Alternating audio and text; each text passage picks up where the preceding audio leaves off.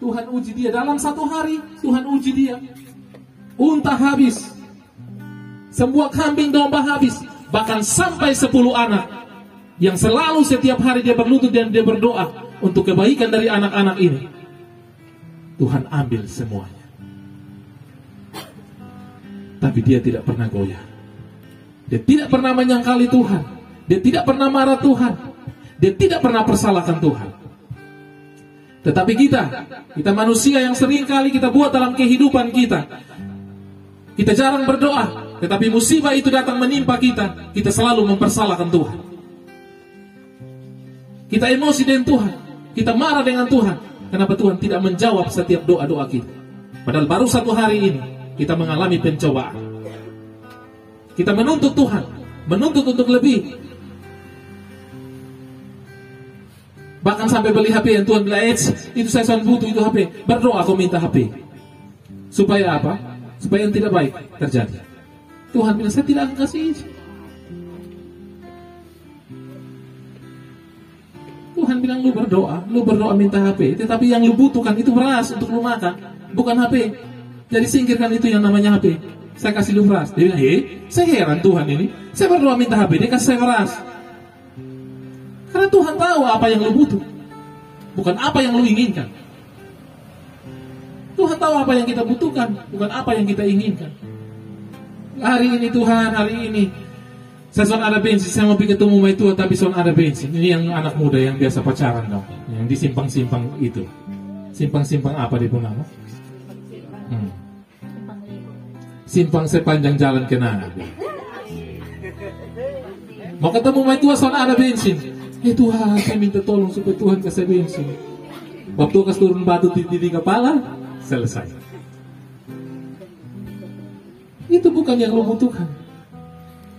Yang lu butuhkan adalah belajar untuk jadi anak yang pintar, anak yang pandai, anak kebanggaan orang tua, bisa mengangkat muka orang tua, keluarga besar.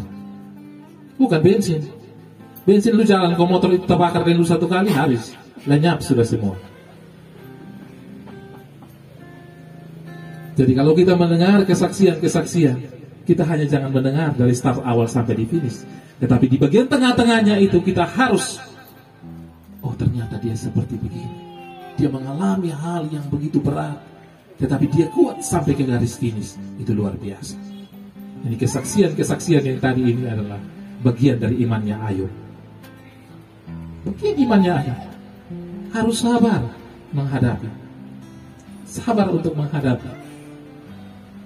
Yang baru pertama timbul masalah mulai Tuhan sampai. Saya mau berdoa lagi di persekutuan teh percuma. Saya berdoa, saya puji Tuhan percuma. Ada yang bilang, kita berdoa, kita tepuk tangan ke orang gila, kita menyanyi, tepuk tangan bagoyang ke orang gila. Di sini bukan orang gila, di sini orang yang waras. Di pesta itu orang gila. Karena dia pegang baru dia mulai feo dari kiri dan kanan sampai tabrak buang orang-orang yang duduk di kursi. Nah, itu orang gila.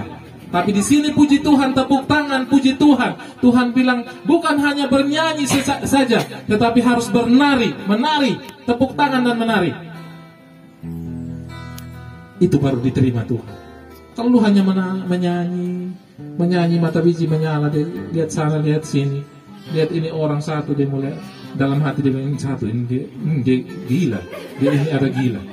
Lihat ini dia menyanyi, lihat ini. Dia menyanyi, dia tepuk tangan, dia menari kayak orang gila. Yang gila lu, bukan dia. Dia menyanyi memang betul-betul dia puji Tuhan dengan senang hati meskipun dia punya beban. Lu ada beban berat, lu menyanyi lu masih omong orang. Karena lu berdoa Tuhan mau kabulkan, soalnya akan bisa. Tuhan bilang nanti saya tumpuk tambah itu beban. Lu pikul terus. Kapan lu jatuh lu minta tolong, bilang saya sanggup leha. Di situ baru Tuhan bilang, saya kasih ingat lu yang itu hari orang tepuk tangan lu dalam hati yang perempuan gila, itu laki-laki gila. Yang gila itu di pesta, bukan di sini. Di sini dia orang waras, dia puji Tuhan, dia menari, dia mau memuji Tuhan dengan senang hati meskipun dia punya beban. Dia lupakan semua dia punya beban. Dia tepuk tangan ria, dia menari, dia puji Tuhan, dia bergoyang ria, dia tinggalkan dia punya masalah. Tetapi lu yang datang hanya menyanyi, mata ekor mulai meriung, ini perempuan gila, ini laki-laki gila. Lu yang gila. Kami tidak gila. Kami menyanyi betul-betul, kami puji Tuhan. Kami melupakan setiap beban-beban itu. Kami tahu ketika kami awal melangkah dari garis awal, kami tahu bahwa ketika sampai di pada finishnya ada kemuliaan Tuhan. Amin. Berkat Tuhan melimpah dalam kehidupannya kita. Jadi jangan pernah takut ketika mendapat persoalan-persoalan hidup. Sakit penyakit pasti disembuhkan Tuhan. Jangan takut. Terus melangkah maju di dalam Tuhan. Kita hidup dalam Tuhan, kita mengandalkan Tuhan. Untuk apa kita takut? Kita punya iman dan percaya kepada Tuhan. Kenapa kita harus takut? Di sini ada jawaban Tuhan ketika Ayub mendapat bagian daripada Tuhan. Kita boleh baca dalam firman di dalam Ayub 42 ayat yang ke-10. Ada jawaban Tuhan di balik semua itu. Ayub 42 ayat 10. Ayat yang ke-10.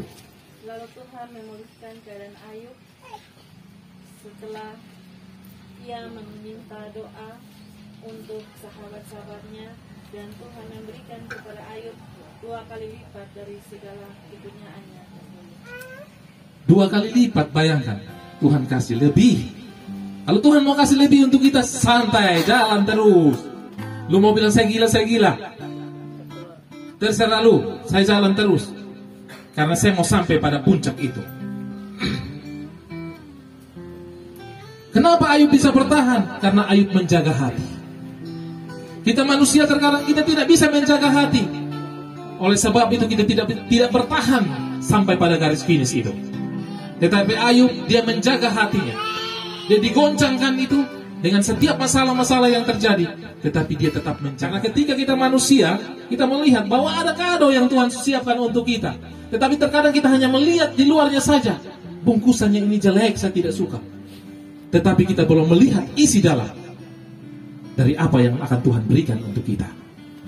Karena isi dalam itu membuat kita akhirnya kita kaget. Karena berlipat-lipat ganda yang sudah Tuhan siapkan untuk kita. Karena yang kita lihat bukan hanya kulitnya saja, tetapi hati. Tulus di hadapan Tuhan. Tuhan bilang, saya lihat ini anak dia bagus, dia baik, dia puji Tuhan, dia puji Tuhan. Yang lain kayak anjing gila, dia soalnya dia puji Tuhan, dia setia di hadapan Tuhan. Tahu mame? Setia di hadapan Tuhan. Dengan ujian-ujian yang kemarin mame hadapi, mame menangis kasih orang yang lain bilang, tuh dia gila, dia menangis untuk. Tetapi bayangkan, dalam hitungan detik Tuhan jawab itu doa. Karena kita hanya melihat, dia jatuh sakit, terus yang akhirnya finishnya itu, dia susah dah. Tetapi kita tidak melihat di bagian-bagian tengahnya apa yang ia alami. Dokter sudah bilang bahwa dia ini sudah tidak ada harapan lagi. Tinggal tunggu beberapa jam, 6 jam ke depan, lenyap semua. Tetapi Mak Me dan Pak Guru datang di hadapan Tuhan dengan sepenuh hati. Tuhan bilang, dia sedang melihat dari yang luar, tapi yang dalam. Tuhan bilang, ini hati. Hati yang mau menyembah Tuhan. Saya harus kasih mujizat supaya dia bisa bersaksi tentang kebaikan Tuhan. Begitu kita semua berkumpul di ini tempat, kita berdoa lewat HP saja. Mak Melvin jadi saksi karena kita pakai Mak Melvin punya HP. Yang dokter bilang gula itu sudah 600, sudah sampai di otak, di kepala. Itu sudah tidak bisa lagi. Ini hanya mujizat Tuhan yang terjadi. Apa yang terjadi?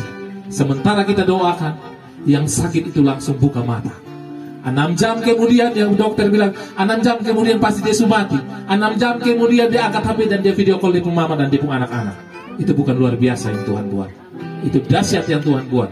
Mohon bilang, garis awal pertanyaan, ada finishnya. Yang Tuhan akan jawab itu semua baik. Jangan pernah lelah, jangan pernah menolak setiap pencobaan. Karena yang selalu saya bilang bahwa Tuhan tidak pernah keliru pilih bahu untuk letakkan pencobaan. Karena dia tahu bahwa kita mampu untuk melewati setiap tantangan, rintangan yang kita hadapi. Tuhan Yesus memberkati kita semua. Shalom.